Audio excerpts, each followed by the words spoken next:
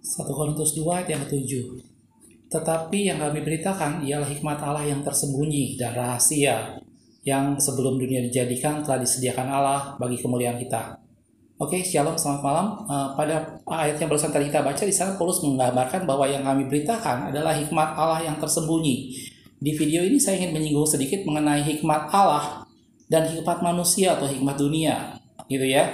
Dan tadi Paulus mengatakan bahwa yang kami beritakan adalah hikmat Allah yang tersembunyi. Jadi kita tahu tadi dalam selain hikmat Allah, ada yang disebut dengan hikmat manusia atau hikmat dunia. Tetapi kita tidak boleh melihat itu sebagai sesuatu hal yang buruk ya. Jadi dari sini saya ingin kita melihat pertama kali bahwa hikmat manusia atau hikmat dari dunia itu bukan sesuatu yang buruk. Itu sesuatu hal yang baik yang didapat dari kesimpulan terhadap suatu keadaan tertentu. Gitu ya. Jadi banyak pemikir-pemikir yang kita tahu misalnya seperti Konfusius atau banyak ahli-ahli pemikir-pemikir yang memikirkan tentang hal-hal filsafat tentang kehidupan sehari-hari dan keluar mengeluarkan kata-kata hikmat, kata-kata bijak dalam kehidupan sehari.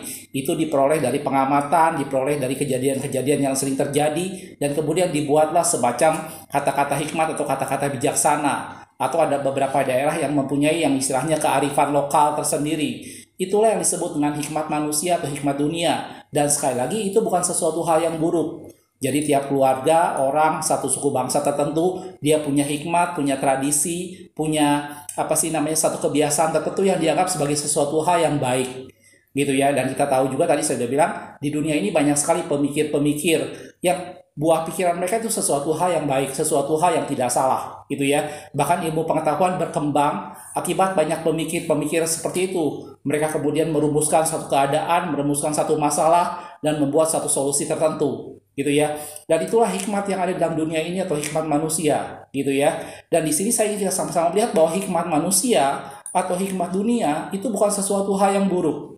Jelas ya saudaraku ya, kita belajar di sekolah, itu ada teori-teori tentang ilmu pengetahuan, itu semua didapat dari hikmat manusia. Hikmat manusia itu didasari dari pengamatan, didasari dari penelitian, dan diambil suatu kesimpulan. Gitu ya, ada filsuf-filsuf, pemikir-pemikir yang tadi saya sebutkan, itu semua mengungkapkan yang namanya hikmat manusia. Dan itu sesuatu hal yang baik. Tetapi ini yang membedakan dengan pemberitaan firman Tuhan. Saya pernah singgung di salah satu video tentang hal memberitakan firman Tuhan. Roh Kudus mengajarkan saya memberitakan firman Tuhan. Yang menjadi perbedaan di sana adalah yang disampaikan Paulus tadi katakan, ya aku sampaikan adalah hikmat Allah yang tersembunyi. Ini berbeda dengan hikmat manusia, gitu ya. Karena itu pemberitaan firman Tuhan harus menjadi sesuatu yang berbeda dengan motivator-motivator orang-orang bijak yang mengungkapkan kata-kata bijak. Mereka menyampaikan hikmat manusia. Tadi saya sudah bilang, hikmat manusia bukan sesuatu hal yang buruk. Tetapi itu sesuatu yang didapat dari pengamatan, didapat dari peristiwa sehari-hari, didapat dari kearifan lokal setempat, didapat dari kebiasaan tertentu, dan muncullah yang namanya hikmat manusia.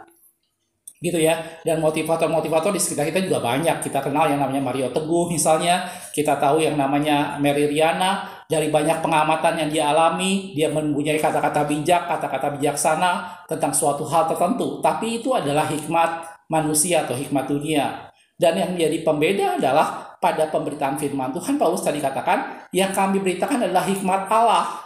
Apa bedanya hikmat manusia atau hikmat dunia dengan hikmat Allah? Tadi saya sudah bilang kalau hikmat manusia atau hikmat dunia itu didapat dari pengamatan, didapat dari kejadian sehari-hari yang muncul, didapat dari seorang yang berpikir tentang satu situasi dan membuat suatu kesimpulan, itu hikmat manusia. Tetapi hikmat Allah itu datang dari firman Allah, itu yang membedakannya. Gitu ya. Dan yang Paulus tadi katakan yang kami beritakan itu hikmat Allah. Hikmat Allah itu didasari sepenuhnya dari firman Tuhan.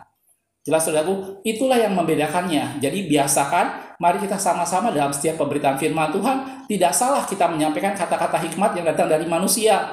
Bagaimana kita hidup benar, bagaimana kita hidup bisa bergaul baik dengan orang lain, bagaimana kita berperilaku baik sehingga diterima orang lain, itu semua tidak sesuatu hal yang salah, tapi itu hikmat manusia. Dan itu didapat dari pengamatan, didapat dari peristiwa sehari-hari, didapat dari kearifan lokal atau tradisi satu bangsa tertentu. Tetapi hikmat Allah dikatakan dalam Paulus di sana, aku memberitakan hikmat Allah yang tersembunyi. Dan di sini yang dimaksud dengan hikmat Allah adalah sesuatu hal yang didasari dari firman Tuhan. bukan didasari dari suatu keadaan tertentu, bukan didasari dari kata-kata bijak pemikir-pemikir tertentu, bukan, tetapi didasari sepenuhnya dari firman Tuhan.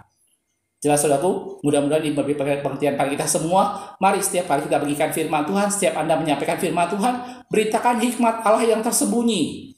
Gitu. Yang itu yang diselidiki dan diungkapkan sekarang oleh para nabi, diungkapkan melalui firman Tuhan. Dan sekali lagi, hikmat Allah adalah sesuatu yang didasari dari firman Allah. Itu yang disebut dengan hikmat Allah. Itu berbeda dengan hikmat manusia, saudaraku. Dan kita tidak melihat hikmat manusia sesuatu yang buruk ya. Tetapi pada pemberitaan firman Tuhan, yang kita harus sampaikan adalah hikmat Allah yang tersembunyi. Jelas saudaraku? Makasih sudah menonton. Kita ketemu di video berikutnya. Tuhan Yesus memberkati.